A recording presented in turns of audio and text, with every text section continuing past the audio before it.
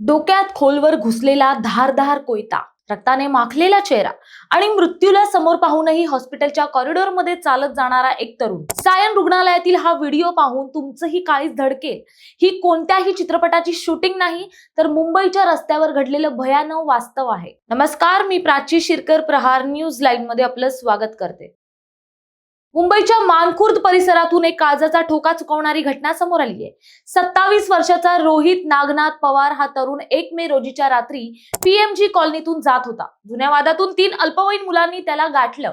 आज तुला संपवूनच टाकतो असं ओरडत त्यांनी रोहितवर हल्ला चढवला. या हल्ल्यादरम्यान एका मुलानं रोहितच्या डोक्यात इतक्या जोरात कोयता मारला की तो चक्क त्याच्या कवटीत 1.5 इंच आतपर्यंत घुसला. हल्लेखोर पळून गेले, पण रोहितची जिद्द बघा.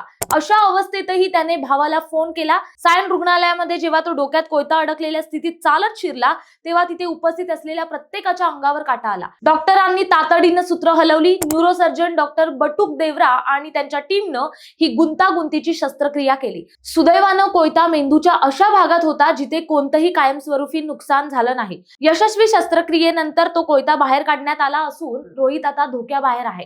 दुसरीकडे मानखुर्द पोलिसांनी वेगाने तपास चक्र फिरवली. या प्रकरणी 3ही अल्पवयीन आरोपींना ताब्यात घेण्यात आले.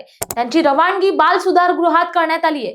भर वस्तीत झालेला हा हल्ला आणि अल्पवयीन मुलांच्या हातातील शस्त्र यामुळे मुंबईत पुन्हा एकदा सुरक्षेचा प्रश्न ऐरणीवर आलाय. हा केवळ एक अपघात नाही, तर समाजात पसरणाऱ्या गुन्हेगारी मानसिकतेचं लक्षण आहे. किरकोळ वादासाठी थेट जीव घ्यायला उठणाऱ्या तरुणाईला आवर घालणार कोण? रोहितचा जीव वाचला असला तरी या घटनेनं संपूर्ण मुंबई हादरलीय. रुग्णालयामध्ये तो चालला नाही, तर मृत्यूला हरवून परतला असंच म्हणावं लागेल. व्हायरल व्हिडिओमध्ये दिसणारी ती दृश्य आपल्याला विचार करायला भाग पाडतात की आपण नेमकं कोणत्या दिशेला चालतोय. रस्ते सुरक्षित आहेत का? मुंबईकर सुरक्षित आहेत का? प्रश्न गंभीर आहेत. उत्तर शोधणं गरजेचं आहे. तुम्हाला काय वाटतं हे आम्हाला कमेंटमध्ये नक्की कळवा आणि अशाच नवनवीन व्हिडिओ पाहण्यासाठी प्रहार न्यूज लाईनला फॉलो करा. धन्यवाद.